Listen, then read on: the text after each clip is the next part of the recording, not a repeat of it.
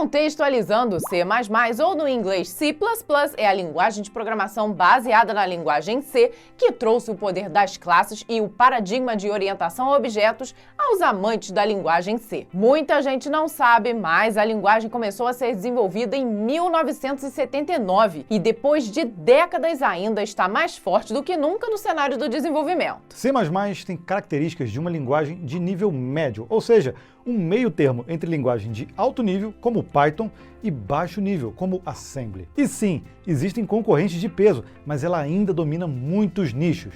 Vai de sistemas operacionais a games. Verdade, a linguagem surgiu da necessidade de melhorias no núcleo do Unix e acabou alcançando voos gigantescos. Fica até o fim desse vídeo que a gente te mostra. Prometemos muitas informações e, como sempre, códigos.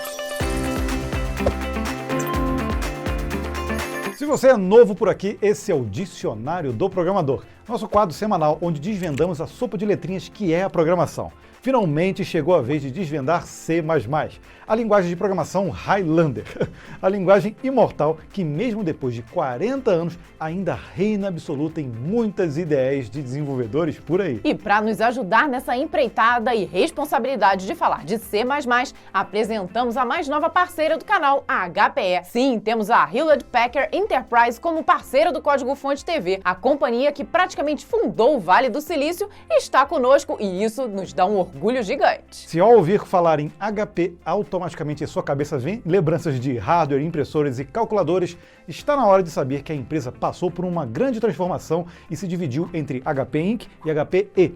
E hoje a HPE é uma das gigantes do setor de software, infraestrutura, serviços e nuvem. Ela oferece soluções incríveis para todos os tipos de empresas, como a HPE Ezmeral, uma plataforma híbrida que traz orquestração de containers baseada em Kubernetes, pronta para Machine Learning, Big Data com ferramentas de análise e ciência de dados, tudo com uma malha de dados unificada no Data Fabric. Ela ajuda a unificar, modernizar e analisar os dados da empresa, independentemente de onde eles estejam, sejam em servidores locais, na borda ou na nuvem. Você executa um projeto de código aberto em um ambiente híbrido com escalabilidade e linguagem aberta. O HPE Ezmeral pode rodar em qualquer lugar da infra ou através do HPE GreenLake, sendo entregue como um serviço. O HPE GreenLake consegue trazer a experiência de nuvem para aplicativos e dados, sendo uma plataforma de consumo de serviços e infraestrutura, onde é possível implantar rapidamente um amplo portfólio de serviços em nuvem, como operações de aprendizado de máquina, containers, armazenamento, computação, máquinas virtuais, proteção de dados e muito mais. O HPE GreenLake ainda nos ajuda a obter informações sobre custos e a simplificar o gerenciamento de plataformas de nuvem híbrida,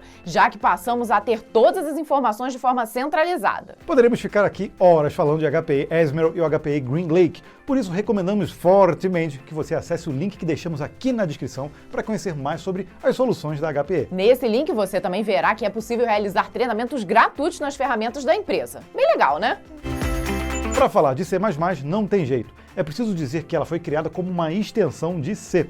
Por isso, lá em 1979, era chamada de C com classes, justamente por ser uma linguagem criada para o paradigma de orientação a objetos. Foi criada por Bjarne Stroustrup, um cientista da computação dinamarquês que trabalhava na Bell Labs, que atualmente conhecemos como Nokia Bell Labs. Na época, ele queria uma linguagem que fosse flexível, dinâmica, semelhante a C e com todos os seus recursos, mas com verificação de tipo ativa, herança básica, argumentos de funcionamento padrão, classes, inline e por aí vai. O nome C++ só veio mesmo em 1983, antes até do lançamento oficial em 85. O mais significa incremento, ou seja, ele é maior que C.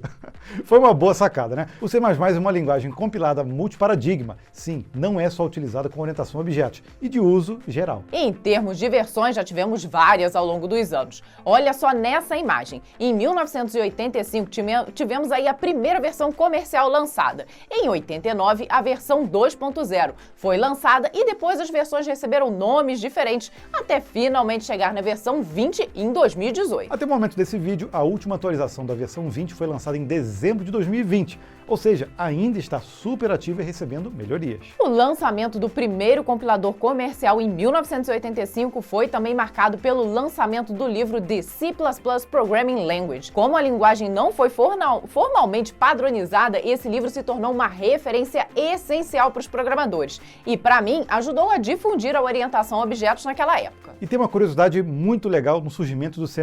O primeiro compilador de categorias foi chamado de C-Front, por Bjarne, que foi foi derivado de um compilador C chamado de C-Pre. C-Front foi escrito principalmente utilizando C com classes, criando assim o compilador self-hosting. Ou seja, o compilador compilava a si mesmo. Depois a ideia foi abandonada, mas mostrava que era sim possível fazer isso. Pois é, o Golang é um dos exemplos de linguagem que faz isso. Ela compila para ela mesma. Em termos de tipagem, podemos dizer que o C++ é fortemente tipada e estática. Nós já explicamos aqui em um vídeo do Dicionário do Programador sobre tipagem e o que isso significa, mas a gente dá um resumo novamente. Então vamos lá. Tipagem forte ou fraca se refere à permissividade da linguagem quanto à mudança implícita de tipos. Eu explico. Quando uma linguagem é fortemente tipada, ela não permite a mudança de uma variável de um tipo para outro. Já a estática ou dinâmica tem relação à mudança no primeiro momento. Nas linguagens dinâmicas, quando não declaramos explicitamente o tipo das variáveis, o programa detecta, em tempo de execução, qual é o tipo a partir da primeira atribuição de valor. Já na estática, é sempre necessário dizer o tipo de variável que será utilizada. Ela é multiparadigma, mas o forte mesmo dela está na programação orientada a objetos. O C++ é utilizado na comunicação de máquinas, sistemas embarcados, softwares acadêmicos, corporativos, edição de fotos, vídeos, sistemas operacionais, games e muitos outros tipos de aplicações. Para a gente já começar a ver o código, podemos partir aqui para aquele clássico Hello World. Só para efeito de comparação, temos aqui um Hello World em C e um em C++. Veja que a carinha é bem parecida, mas que já temos ali uma estrutura de orientação a objetos, chamando o std cout, onde o std é o objeto instanciado e o cout o método que está sendo chamado. Então vamos entender agora quais são os tipos de dados no C++. Vamos começar do começo. Existem três grandes categorias de tipos de dados. O built-in, também chamado de primitivo. Nessa categoria temos o integer e o floating, ou número de ponto flutuante, e void. O integer é dividido entre int e char. Sim, pode parecer estranho, mas a representação de char tanto no C++ quanto no C é através de inteiros. Por isso alguns acreditam que a operação entre int e char torna uma linguagem com tipagem fraca. Engano seu. Já o floating também possui dois subtipos, o float e o double. Nos tipos derivados temos os arrays, os ponteiros, referências e funções. E por último, destacamos os tipos que são determinados na codificação, chamados de user-defined. São eles structure, unions, classes e enumerations. Uma das características de linguagens com tipagem estática é que durante a compilação é preciso saber a quantidade de memória que será alocada para que as suas variáveis existam durante o ciclo de vida do programa. Cada tipo requer uma quantidade diferente de memória. Nessa tabela, ilustramos quanto cada tipo de variáveis primitiva ocupa na memória e qual é o range de valores que podem ser atribuídos a ela. Se você reparar ali, por exemplo, existem o tipo unsigned char e signed char. A diferença principal é que o unsigned representam somente valores positivos, enquanto o signed pode também ter os valores negativos. O uso de um ou de outro depende de como foi definido e também da arquitetura do sistema. Por exemplo, na grande parte dos sistemas, que incluem o x86 GNU Linux e o Windows, o padrão é o uso do signed. Porém, os que são baseados em PowerPC e processadores ARM utilizam geralmente unsigned. Complicou um pouco? A pergunta que muitos nos fazem é se o C++ é recomendada para iniciantes na programação ou ainda se ela é muito utilizada ou popular. De forma geral, se ensina ainda C e C++ nas faculdades, porém eu não acredito que atualmente seja a melhor linguagem para aprender a programar. Tem controvérsias, né? Já falamos aqui no canal sobre isso. Hoje em dia tem linguagens mais acessíveis do ponto de vista de leitura e entendimento. Mas isso não quer dizer que devemos parar de usar o C++. Ela ainda hoje é uma das linguagens mais populares. Olha só essa imagem do índice TOB de setembro de 2022. A TOB mensalmente analisa a quantidade de pesquisas feitas pela internet de cada linguagem e gera esse ranking.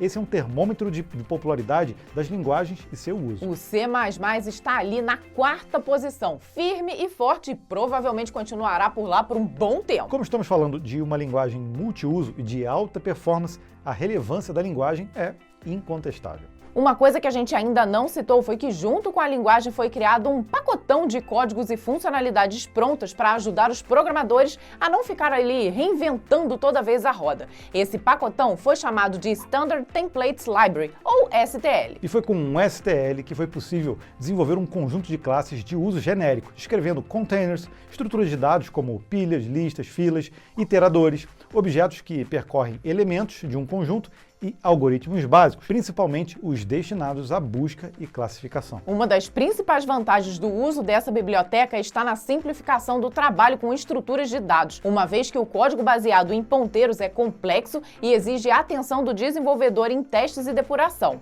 Vetores e listas, por exemplo, podem mudar de tamanho dinamicamente e serem atribuídos um ao outro. Isso para a época foi determinante para a popularização, já que no C era preciso fazer esse tipo de implementação na unha. Que tal agora mais código? Já que estamos falando tanto de orientação a objetos, vamos começar com um exemplo de classes. Começamos no include, importando duas libs, a IOString e a string. Lembrando que não existe o tipo string, por isso é preciso usar uma implementação dela. Nesse caso agora, estamos explicitamente dizendo que iremos utilizar como namespace a lib standard, ou o std, e vamos definir nessa classe chamada CDF, que terá dois atributos públicos, idade, do tipo unsigned int, e nome como uma string. Agora na função main, que é a principal, vamos criar dois objetos do tipo CDF, chamado Gabriel e Vanessa, e atribuir a idade e o nome de cada um. Vanessa, como vocês sabem, é bem mais velha que eu, olha lá, 52 aninhos. Viu como definir classes no C++ não é nenhum bicho de 7 cabeças? Viu que a idade está muito errada? Espero que sim. Quer ver, por exemplo, como é fácil criar um randomizador de números? Só que agora, nesse exemplo, importamos a lib CSTSLib, que faz parte da Standard Lib. Ela contém funcionalidades muito utilizadas para gerenciamento dinâmico de memória, geração de números aleatórios, aritmética de inteiros, busca, classificação e conversão de valores. Nesse exemplo, através de um looping usando o for, estamos gerando 5 números aleatórios. Quer mais uma prova de que o C++ é uma linguagem super atual, moderna e muito popular?